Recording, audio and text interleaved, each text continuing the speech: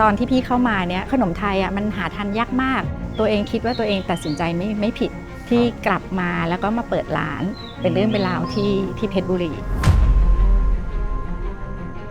ก็พอมาถึงรุ่นพี่แล้วเนี่ยพี่ก็มีเป้าหมายว่าขนมมันต้องไปเข้าห้างได้แล้วก็ส่งออกได้สินค้าเองที่มันจะต้องมีการยืดอายุคือพอมันเข้าห้างได้เนี่ยต้องอย่างน้อย6 เดือนถึง1 ปียิ่งถ้าอยากส่งออกก็ต้องเป็น1 ปีขึ้นไป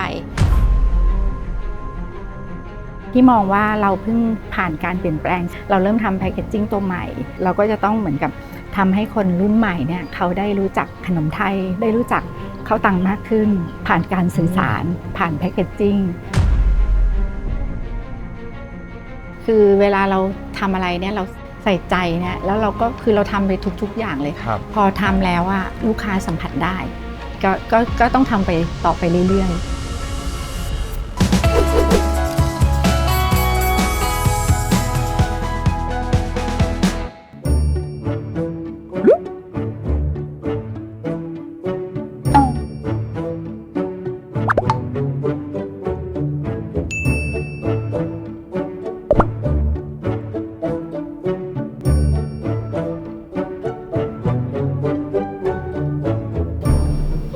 สวัสดีค่ะอันนี้เป็นข้าวตังนะคะเป็นขนมไทยพื้นบ้านของจังหวัดเพชรบุรีค่ะผมเห็นข้าวตังมีหลายชนิดเลยนะครับสุขันธาเราจะมีข้าวตังหลายหน้าก็จะมีหน้าธัญพืชอันนี้ที่เห็นอยู่นะคะแล้วก็หน้างาหน้ามะม่วงหิมพานต์หน้าหมูหยองไก่หยองแล้วก็ถ้าล่าสุดก็จะเป็นรสต้มยำนะคะนี่เราทำมา30 ปีแล้วค่ะเป็นสูตรเฉพาะของบ้านเราเองแล้วที่สำคัญนะคะเราไม่ใส่สารกันบูดไม่ใส่ผงชูรสแล้วก็เราใช้วัตถุดิบธรรมชาติทั้งหมดเลยก็จะเป็นข้าวนะคะเป็นข้าวหอมมะลิแล้วก็เป็นพวกน้ำตาลโตนดของดีของจังหวัดเพชรบุรีมาเป็นซอสปรุงรสด้วยค่ะ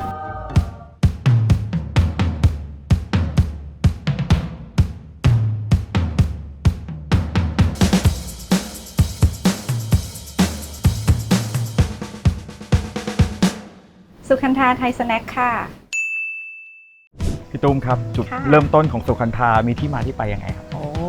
เล่ายาว สุขันธาเริ่มตั้งแต่แบบรุ่นคุณแม่เลยคุณแม่พี่จริงๆคุณแม่เป็นครูนะแต่ว่าชอบทำขนมให้พวกเราทานตั้งแต่แบบเล็กๆสมัยก่อนเนี้ยแล้วเป็นขนมอะไรครับพี่ตุ้มเป็นขนมเมื่อก่อนนี้ก็จะเป็นขนมไทยพวกถั่วเป็นอะไรน้ำเป็นมันทอดกล้วยทอดมันทอดเป็นขนมแบบนี้หมดเลยแล้วก็ข้าวตังก็จะเป็นขนมอีกตัวหนึ่งที่ทำให้พวกเราทานมาตั้งแต่เล็กๆแล้วแหละแล้วก็พอแม่ทำขนมแม่ก็จะไปแจกเพื่อนๆเอาไปแจกญาติแล้วสุดท้ายก็แบบว่าเพื่อนก็จะบอกว่าทำขายสิครูอะไรประมาณนี้แสดงว่ารสชาติดีอร่อยใช่แม่เขาจะเป็นคนชอบทำขนมเริ่มขายจริงจังแล้วก็เริ่มมาขายแล้วตัวที่เป็นขนมหลักที่แม่ขายเป็นเรื่องเป็นราวเนี่ยก็จะเป็นขนมข้าวตังซึ่งเป็นแบบสูตรที่แบบแม่กับพ่อเนี่ยเขาก็ช่วยกันแบบปรับปรุงอะไรพวกนี้แสดงว่านี้ต้องเป็นสูตรต้นตำรับใช่ตั้งเดิมเลยคือต้องบอกว่าจริงๆแล้วข้าวตังมันก็จะเป็นขนมไทยพื้นบ้านเนาะแต่ว่าอันนี้จะเป็นสูตรของเราเลยแล้วพี่มาสานต่อได้ยังไงครับต้องบอกว่าตอนที่พี่เข้ามาเนี่ยแม่พี่ก็เริ่มอายุเยอะแล้วก็รู้สึกว่าถ้าเราไม่เข้ามาช่วยเนี่ยขนมข้าวตังเนี่ยมันน่าจะแบบสูญหายไปแน่ๆเลยเพราะว่ายุคที่เนี่ยขนมไทยมันหาทานยากมากแล้วก็จุดหนึ่งที่มันเป็นแรงบันดาลใจให้เราเนี่ยคือพี่เมื่อก่อนพี่ทำงานบริษัทใช่ไหมเราได้เดินทางนี่พอเราได้เดินทางเราก็เห็นคนแบบเราไปเห็นขนมญี่ปุ่นแล้วก็คนชอบซื้อขนมญี่ปุ่นมาฝากเราแล้วเราก็รู้สึกว่าขนมไทยจริงๆขนมที่แม่ทำจริงๆด้วยนะมันอร่อยแล้วมันแค่ถ้าเรามาทำให้มันดูแล้วน่าสนใจก็มันน่าจะไปได้ดีอันนั้นก็จะเป็นอีกแรงบันดาลใจหนึ่งเนาะที่เรากลับมาทำแล้วเรามีเป้าหมายอันนี้พี่ใช้ไอเดียตรงนี้มาปรับเปลี่ยนขนมข้าวตังแล้วที่ผมเห็นเดินเข้ามาเนี่ยร้านน่ารักมากๆเลยครับพี่จุดเริ่มต้นยังไงครับจุดเริ่มต้นของร้านเมื่อก่อนนี้นะลูกค้าจะชอบเขาเรียกซื้อถึงครัวลูกค้าเข้ามาแล้วก็ดูแลยากเพราะว่าน้องก็ผลิตอยู่แล้วก็ต้องลุกออกมาขายของอีก ตอนนั้นก็เป็นอีกหนึ่งไอเดียที่เรารู้สึกว่ามันต้องมีการเปลี่ยนแปลงแล้วก็เริ่มแบบไปออกงานแสดงสินค้าแล้วก็เอาขนมไปขายอยู่ในห้างใช่ไหมเรารู้สึกว่าขนมมันไม่มีราก ทั้งที่เราเป็นขนมที่มาจากเพชรบุรี ครับ แล้วก็ถ้าอยู่ในห้างมันทำอะไรแทบไม่ได้เลย ตัวตนมันก็จะหายไป ครับ ก็รู้สึกว่าเป็นจุดที่ตัวเองคิดว่าตัวเองตัดสินใจไม่ผิดที่กลับมาแล้วก็มาเปิดร้านเป็นเรื่องเป็นราวที่เพชรบุรี แล้วตอนนี้ได้ถูกพัฒนามีคาเฟ่อยู่ในร้านด้วย แล้วก็มีของฝาก ใช่ ที่เป็นของขึ้นชื่อของจังหวัดเพชรบุรี อย่างในโซนคาเฟ่เนี่ยส่วนใหญ่เราก็จะเป็นพวกวัตถุดิบ ค ข รับ องท้องถิ่นเลย อ๋อ เป็นน้ำตาลโตนด ครับ เป็นลูกตาลพวกเนี้ยเราก็เอามาเบรนให้กลายเป็นซิกเนเจอร์ ครับ เป็นขนมเป็นเครื่องดื่มเวลาลูกค้ามาถึงที่ร้านแล้วเนี่ยได้รับความเป็นเพชรบุรีก่อน ครับ กลับบ้าน หรือว่าเวลาลูกค้ามาที่หน้าร้านเราเองเนี่ยก็จะมีพวกน้ำตาลโตนดแท้ ครับ หรืออะไรพวกเนี้ยก็ลูกค้าก็จะได้ของจากชุมชนกลับไปด้วย คือแสดงว่ามาร้านสุขันธาเราก็จะได้กลิ่นไอายวัฒนธรรมของ ใช่ เพชรบุรี ครบทุกอย่าง ใช่ อยู่ในร้านนี้เลย จากวันนั้นจนถึงวันนี้นะครับ ได้มีการเปลี่ยนแปลงอะไรบ้างครับพี่ โอ้ต้องบอกว่าเยอะมาก ครับ จากยุคแรก ๆ ของคุณแม่เนี่ยตอนนั้นคุณแม่ก็จะทำเป็น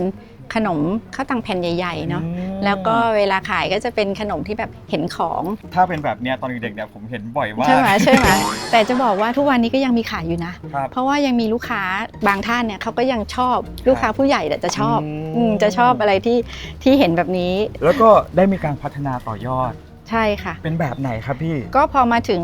รุ่นพี่แล้วเนี่ยพี่ก็มีเป้าหมายว่าขนมอ่ะมันต้องไปเข้าห้างได้ ครับ แล้วก็ส่งออกได้ อืม สิ่งที่เราเปลี่ยนแปลงเนี่ยความเป็นแบรนด์มันต้องชัดขึ้น ก็คือ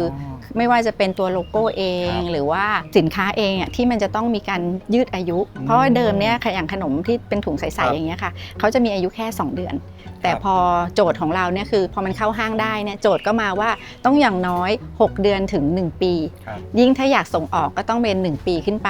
นั้นโจทย์มันก็เลยกลับมาว่าเราต้องมาพัฒนาตัวของสินค้าให้มันอยู่ได้ตามที่ลูกค้าต้องการ พี่ตุ้มครับจากที่ผมได้เห็นนะครับแพ็กเกจของสุขันธาได้มีการปรับเปลี่ยนมาหลายๆ ยุคตั้งแต่ยุคคุณแม่จนถึงยุคพี่ตุ้มนะครับได้มีการปรับเปลี่ยนทันสมัยมากขึ้นน่ารักมากขึ้นพี่ตุ้มมีแนวคิดยังไงครับ อันแรกเลยเนี่ยเราต้องดูลูกค้าก่อนว่า ครับ ลูกค้าเนี่ยวันนี้เขามีพฤติกรรมแบบไหน แล้วก็เราจะส่งมอบสิ่งที่เรามีเนี่ยให้มันร่วมกับยุคกับสมัยได้ยังไงบ้าง อันนั้นคือส่วนหนึ่งอันที่สองก็คือว่ามันก็จะมีพวกอย่างที่นี่เราทำพวกกระเช้าของขวัญด้วยใช่ไหมคะอย่างเนี้ยอย่างกระเช้าของขวัญที่เราทำเนี่ยแนวคิดของพี่ก็คือว่าทำยังไงเราจะเอาขนมที่เรามีอยู่ในมือเนี่ยแล้วเราไม่ได้แบบไปแค่คนเดียว ครับ เรายังแบบว่าสามารถที่จะส่งมอบความเป็นชุมชน ความเป็นของที่มันเป็นของดีของบ้านเราอ่ะอย่างกล่องของขวัญอันเนี้ยค่ะ เราก็จะเล่าว่าอันเนี้ยมันจะเป็นกราฟิกของเพชรบุรี ครับ แล้วก็จะเอาภาพพวกนั้นเนี่ยเป็นลายแต่ว่าเป็นกราฟิกที่ค่อนข้างเข้าถึงง่าย ครับ เราก็จะไม่ได้แบบลงกราฟิกเป็นลายไทยเป็นอะไรอย่างเงี้ยแล้วก็เราก็จะบอกว่าเพชรบุรีเนี่ยเป็นเมืองของขนม ก็เลยกลายมาเป็นงานกราฟิก เห็นลวดลายปุ๊บ รู้เลยว่าเป็นจังหวัดเพชรบุรี ใช่ สุดยอดครับ ใช่ แล้วต่อจากนี้ล่ะครับพี่ตุ้มครับ สุขันธามีเป้าหมายยังไงบ้างครับ ต่อไปในอนาคตครับ เป้าหมายพี่มองว่าเราเพิ่งผ่านการเปลี่ยนแปลงเช่น เราเริ่มทำแพคเกจจิ้งตัวใหม่เราก็จะต้องเหมือนกับทำให้คนรุ่นใหม่เนี่ยเขาได้รู้จักขนมไทยได้รู้จักข้าวตังมากขึ้นผ่านการสื่อสารการคุยผ่านแพคเกจจิ้งก็น่าจะเป็นตัวเนี้ยน่าจะเป็นตัวใหม่ตัวล่าสุดที่เราต้องแบบลงแรงกันอีกรอบหนึ่งนะคะ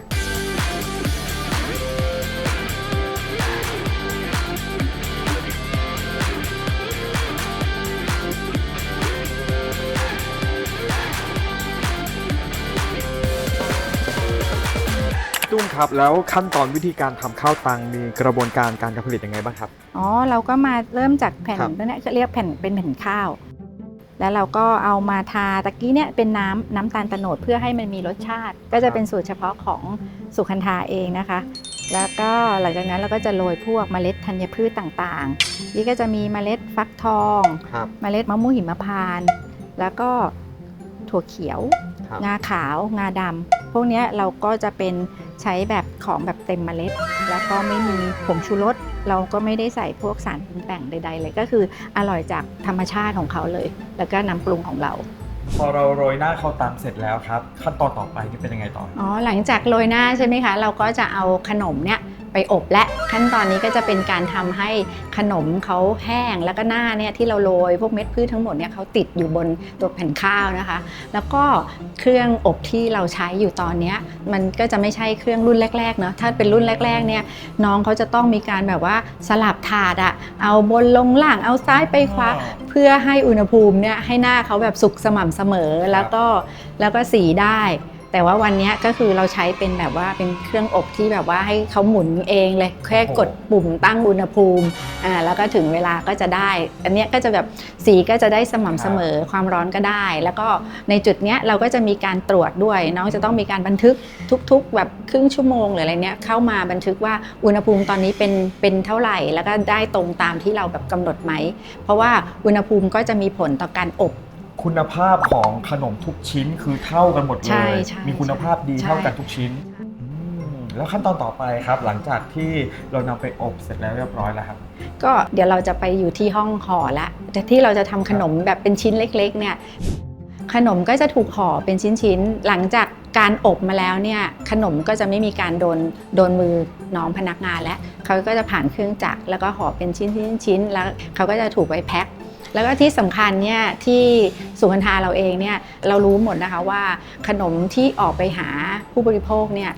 จากวันที่เราระบุไว้ในหลังซองเนี่ยเราก็จะบอกได้เลยว่าเขาเนี่ยอบมาตอนวันไหนใช่ตอนกี่โมงเตาไหนแล้วก็เครื่องจักรที่เราตอนที่เราห่อเนี่ยเขาห่อช่วงไหนก็คือเราสามารถสอบย้อนกลับได้หมดเลยไปจนถึงวัตถุดิบเลยอะค่ะแล้วก็หลังจากนี้ก็พร้อมจำหน่ายเลยใช่ในขณะที่เราทำขนมออกมาขายเนี่ยก็เป็นขนมพื้นบ้านแล้วก็ยังเป็นของดีของจังหวัดเพชรบุรีนะครับผมเชื่อว่ามีคู่แข่งเยอะมากๆแล้วพี่ตุ้มทำยังไงครับที่จะให้สุขันธาเป็นที่รู้จักอย่างกว้างขวางครับต้องยอมรับอันแรกเลยเนาะว่าอันนี้คือพื้นที่เพชรบุรีแล้วก็ร้านของฝากเยอะมากเนาะแล้วก็ขนมก็หลากหลายมากถ้าในยุคก่อนเนี่ยเราก็ยังใช้ได้แค่สื่อพื้นบ้านต้องบอกอีกอย่างหนึ่งว่าสมัยก่อนก็ไม่มีคู่แข่งเยอะเท่ากับปัจจุบันนะคะแต่ว่าตอนนี้เรามีเรื่องของโซเชียลเข้ามาเยอะอะค่ะเราสามารถที่จะเข้าถึงลูกค้าผ่านช่องทางแบบหลายๆช่องทางที่มันเป็นสื่อโซเชียลไม่ว่าจะเป็น Facebook ไม่ว่าจะเป็น IG TikTok เนี่ยตอนนี้สุขันธาเองเนี่ยก็เริ่มเข้ามาใช้พวกนี้ค่ะในการแบบสื่อสารกับลูกค้าแล้วก็บอกเล่าเรื่องราวของตัวเองหรือพวกนี้ค่ะสตอรี่ของสุขันธาก็อยู่ในทุกแพลตฟอร์มอยู่แล้วก็สามารถเข้าไปดูกันได้ใช่ไหมครับก็ยังบอกว่าก็ยังเป็นเราก็ยังค่อยๆทำค่อยๆเดินไปนะคะแล้วอย่างนี้ทางสุขันธามีตัวช่วยหรือมีที่ปรึกษาไหมครับอันนี้ต้องขอบคุณทางกรมส่งเสริมอุตสาหกรรมนะคะที่ว่าตั้งแต่เราเริ่มมาเลยอ่ะตัวพี่ตุ้มเองเนี่ยไม่มีความรู้เรื่องการตลาดเลยก็ตั้งแต่ยุคขนมไทยไปนอกก็เข้าไปเรียนรู้นะคะแล้วก็ไปจนถึงแบบว่าผู้ประกอบการใหม่ NEC เนี่ยเราก็จะเข้าคือเราไปใช้บริการของกรมเยอะมากสำหรับการพัฒนาศักยภาพของตัวเองต้องบอกว่า SME เล็กๆอ่ะเราไม่มีเงินมากพอที่จะไปจ้างที่ปรึกษาพี่ก็เลยรู้สึกว่าการที่มีทางกรมส่งเสริมเนี่ยเขาได้ทำพวกหลักสูตรต่างๆหรือแม้กระทั่งว่าอย่างสุขันธาเองเนี่ยเราได้ระบบพวกบริหารจัดการนะคะเช่นระบบบัญชีก็มีท่านที่ปรึกษาเข้ามาแล้วก็มาช่วยเซตอัพให้แล้วเราก็ได้ระบบขึ้นมาอย่างแล้วก็ล่าสุดก็จะเป็นเรื่องเกี่ยวกับเรื่องของการทำดิจิทัลมาร์เก็ตติ้งเนี่ยค่ะอันนี้ก็สำคัญในยุคนี้ใช่ในยุคนี้ต้องขอบคุณทางกรมส่งเสริมอุตสาหกรรมมากๆนะคะที่ยังเป็นกรมที่ช่วยดูแลผู้ประกอบการทำให้เราสามารถพัฒนาศักยภาพให้แบบเข้าไปแข่งขันกับคนอื่นได้ไม่ใช่แค่แข่งขันในระดับในประเทศนะคะเรายังสามารถไปแข่งขันในต่างประเทศได้ด้วยผมขอถามนิดนึงครับว่าอะไรคือหมัดเด็ดของสุขันธาครับพี่ว่ามันน่าจะเป็นความใส่ใจอ่ะคือมันเป็นพี่ว่าคำนี้มันมีความหมายลึกซึ้งเนาะคือเวลาเราทำอะไรเนี่ยเราใส่คำไทยอ่ะใส่ใจเนี่ยแล้วเราก็คือเราทำไปทุกๆอย่างเลยรายละเอียดไม่ว่าจะเป็นตัวขนมเองในกระบวนการผลิตการเลือกวัตถุดิบการทำแพคเกจจิ้งแต่ละอย่างหรือแม้กระทั่งแบบว่าเสียงที่ลูกค้าเขาแบบ พูดมาอย่างเงี้ย อ๋อ เราก็จะเอาสิ่งที่ลูกค้าพูดมาเอามาคุยกันอย่างซองอย่างเงี้ยค่ะ ครับ เราก็กลัวเรื่องของความปลอดภัยไงไอ้อย่างเงี้ยอันเนี้ยคือสิ่งที่เราแบบเราเรียนรู้จากแม่ ครับ แม่จะเป็นคนบอกอะไรพวกเนี้ย พี่ก็เลยมองว่าความใส่ใจเนาะมันเป็นสิ่งที่พอทำแล้วอะลูกค้าสัมผัสได้ก็ต้องทำไปต่อไปเรื่อยๆ จากการพลิกโฉมขนมพื้นบ้านของจังหวัดเพชรบุรี ต่อยอดสู่การเป็นของฝากขึ้นชื่อ เติบโตไปถึงการขายในห้างสรรพสินค้า และส่งออกต่างประเทศ และนี่คือสุคันธาไทยสแน็คอร่อยได้ทั้งครอบครัว